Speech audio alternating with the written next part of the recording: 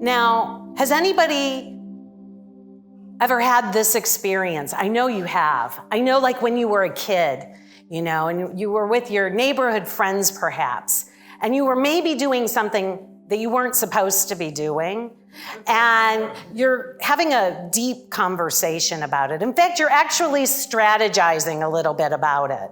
And let's say, like in my case, it was jumping off a cliff into a quarry. And it was a grand and great idea.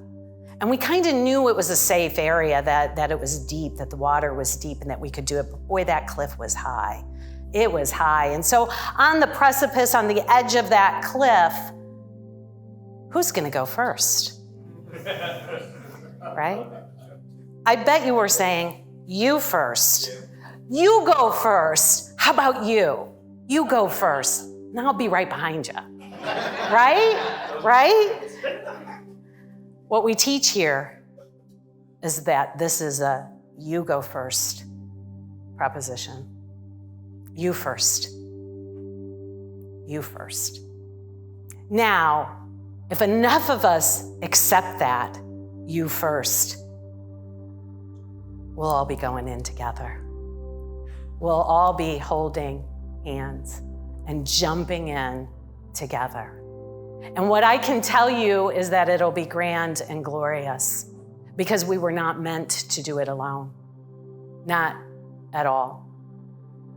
And so when I look in the mirror, when you look in the mirror, I love that song. It's always the perfect springboard for a conversation, So I'm going to start with the man, the woman in the mirror, the person in the mirror. And my question to you is, who is that you see when you look in the mirror? Who is it that you see? And what you see, what we all see, or, every day when we look in a mirror, we see a reflection.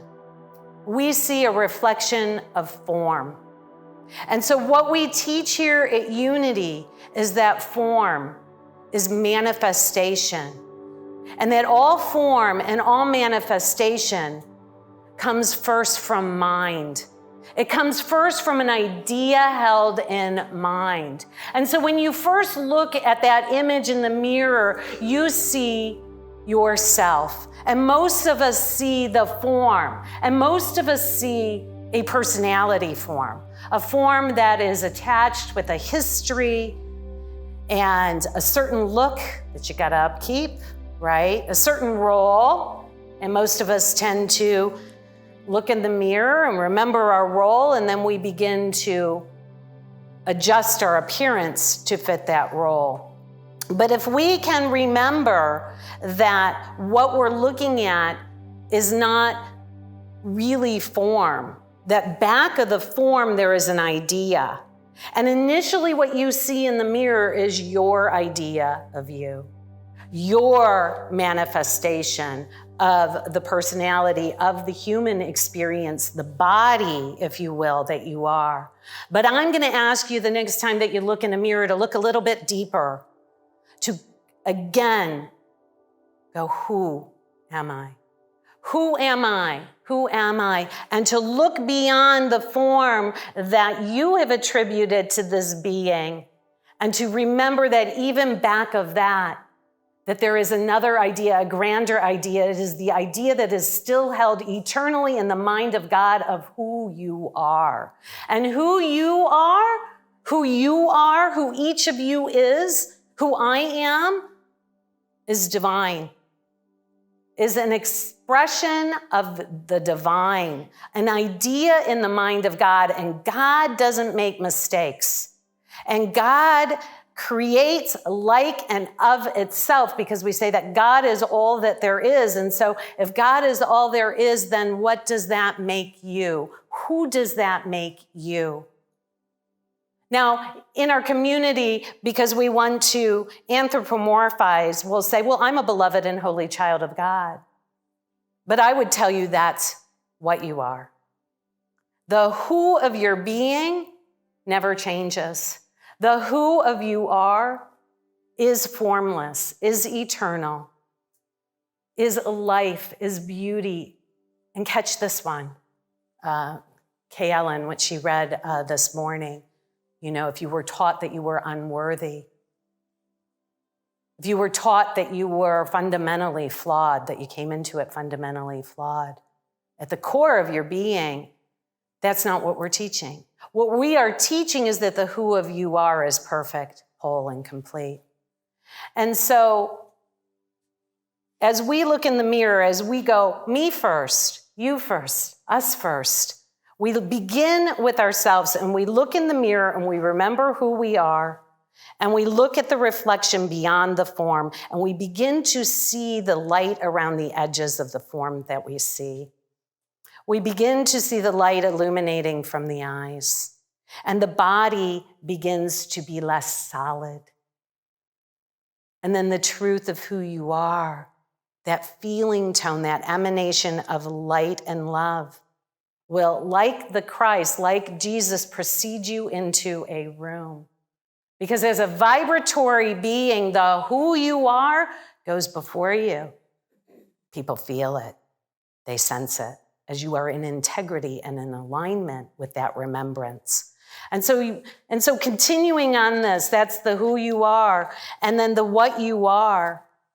What you are is that holy and beloved child of God that we here call the Christ. And what is that? That is the emanation of love, the extension and expression of God as love, as you. That's the what you are. That's the Christ of your being. You are in form, in this experience as Christ. And as Christ, you abide right now in perfect safety. Yeah, right now. Now, it's easy to know that here. But boy, walking around in the world that you see, where you see all that need, remembering, oh, yeah, I am the divine in expression as Christ. I abide in perfect safety. And like our Creator, it's done as we decree. So that beginning with the man in the mirror, the one in the mirror, is to remember who you are and what you are. And the what you are is powerful. The what you are is that you get to choose love or fear every single moment. You have choice. And we teach here that our goal is to choose love moment by moment by moment by moment. So how do we change? Like the song so brilliantly says, we begin with ourselves. We don't manipulate the mirror. If I'm looking in the mirror, I don't, oh, I want to fix the hair. I'm going to fix the hair. I'm going to put on the lipstick. I apply principle to myself, to my mind, to the only thing that I can change. It's the only thing we can change. And so I want to change the words. I think Michael would be cool with this, perhaps. That you are the mind in the mirror. That you are the mind in the mirror. And so, who are you to pretend not to see a need? The title of this conversation today is The Heart of Service. And in our reading, it says, your giving completes your receiving. And so, we are here in this expression, in this experience to serve, that we may keep what we received. It's our nature. And why is it our nature? Because true service is a you first thing again. You got to go first. You first. You got to start with yourself. You serve all of creation. You serve those that you perceive to be in need by awakening within your own mind, by waking up in your own consciousness. And the reason we serve is because it can't be done alone. Like the kids trying to decide who's going to jump first. We really hold one another's hand and go together. That we really don't awaken alone. That the awakened beings are assisting us now so that we can remember and join them. That is why we are receiving so many messages, so many channeled messages right now of truth. Because they are whispering in our ears, grow, remember, remember. And the signs are there to lead us. And so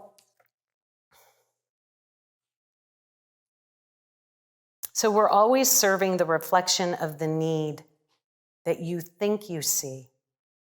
So remember, when we see a need in the outer world, that it's really a gift for us to remember whatever that need represents to you, to remember truth, to remember who you are, what you are, and how you serve.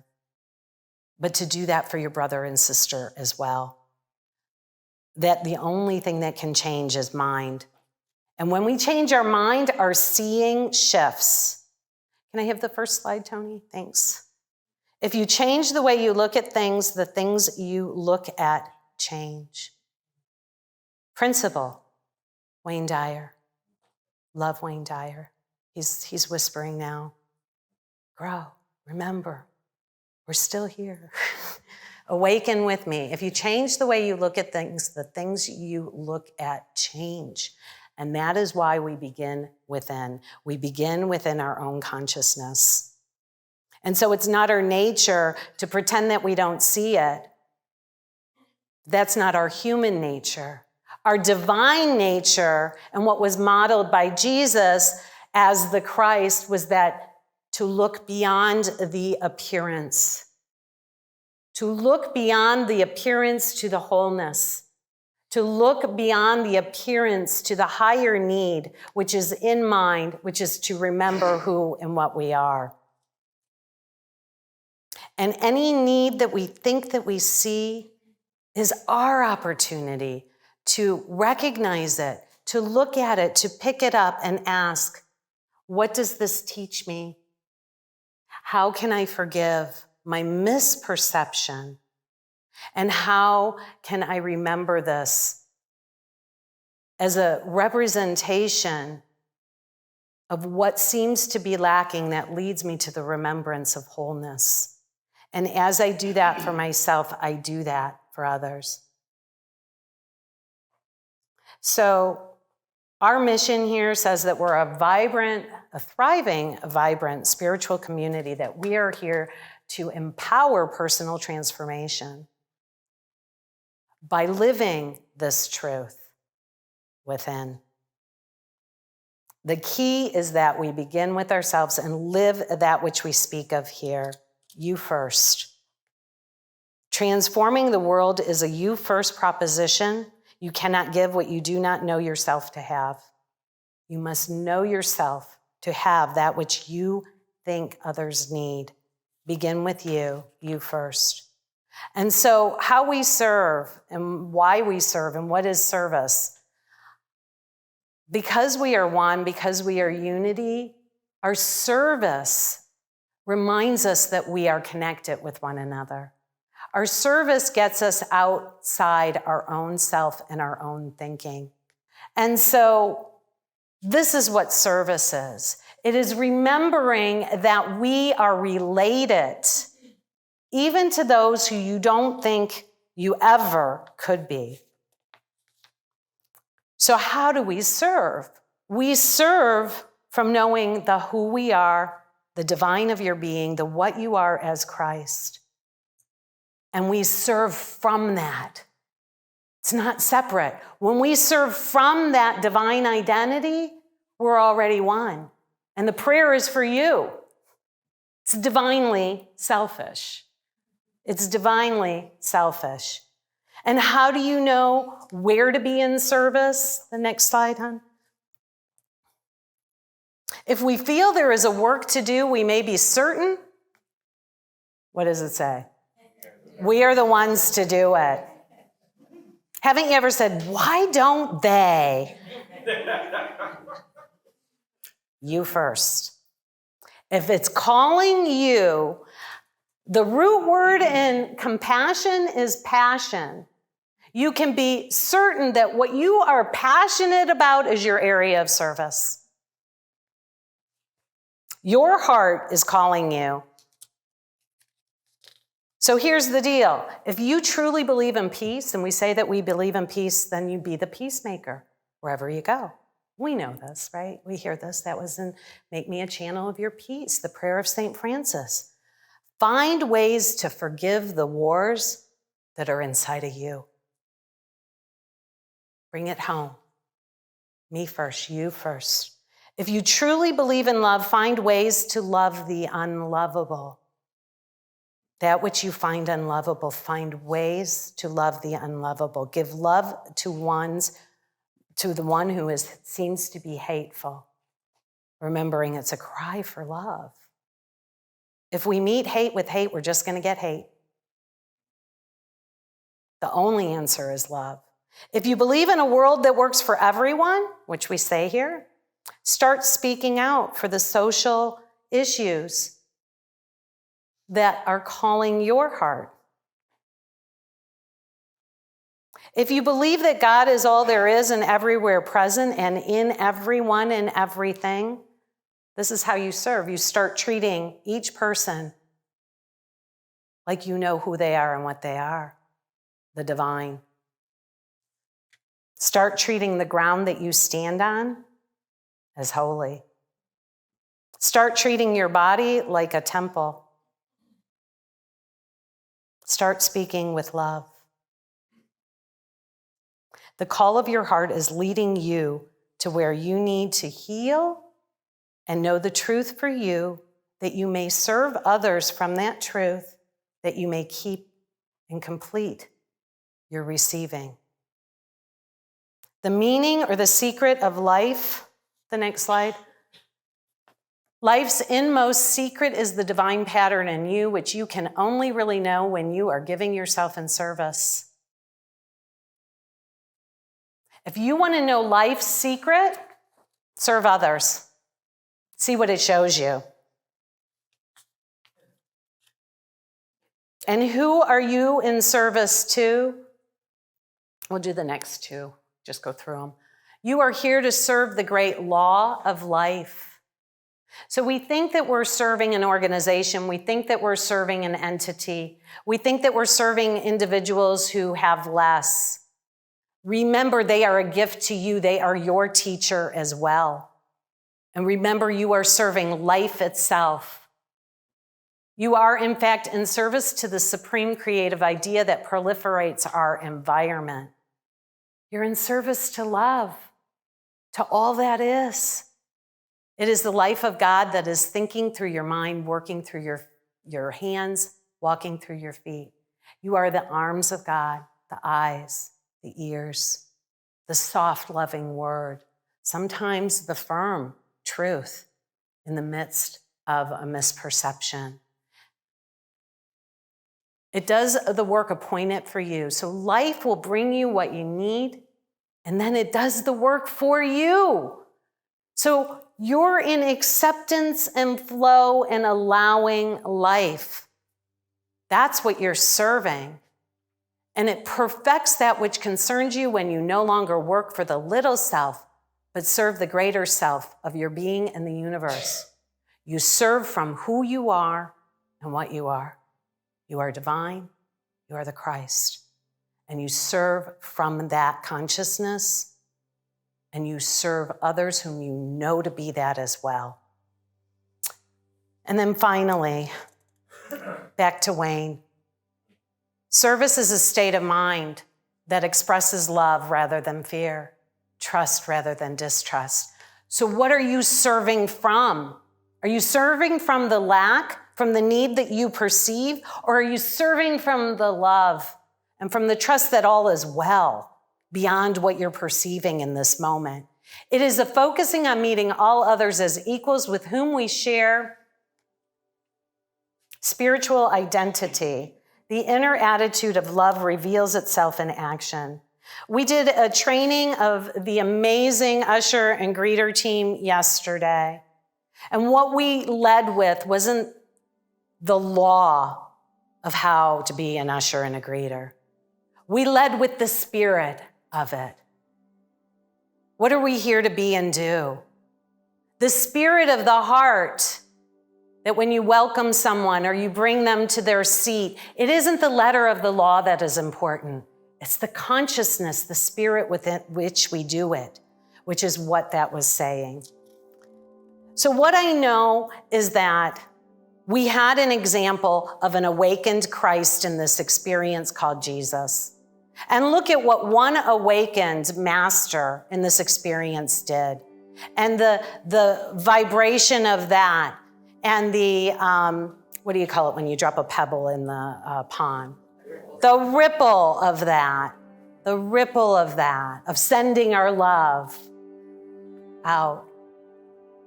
So how did he do that? How did he serve? When I reflect upon this, it's because he knew who he was.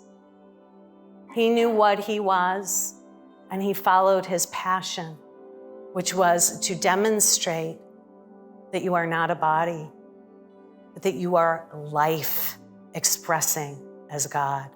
Now, in the midst of that, of following that, miracles occurred, and people were served. But it was coming from that who, what, and that desire of his heart. So what's the desire of your heart? Jesus has already done Jesus, right? Gandhi's done Gandhi. Martin Luther King's done Martin Luther King. It's time for us to do us, you, uniquely. You first, be first. And don't try to be somebody else. So the whole point of this is to serve from your heart, not what you think you should do, not what I say you ought to do or where we have a perceived need, but to serve from your heart. What's pulling at your heartstring? What's whispering in your ear? And trust me, there is a gift in there for you to give so that you can complete your receiving and that you be a part of that web of relationship of life.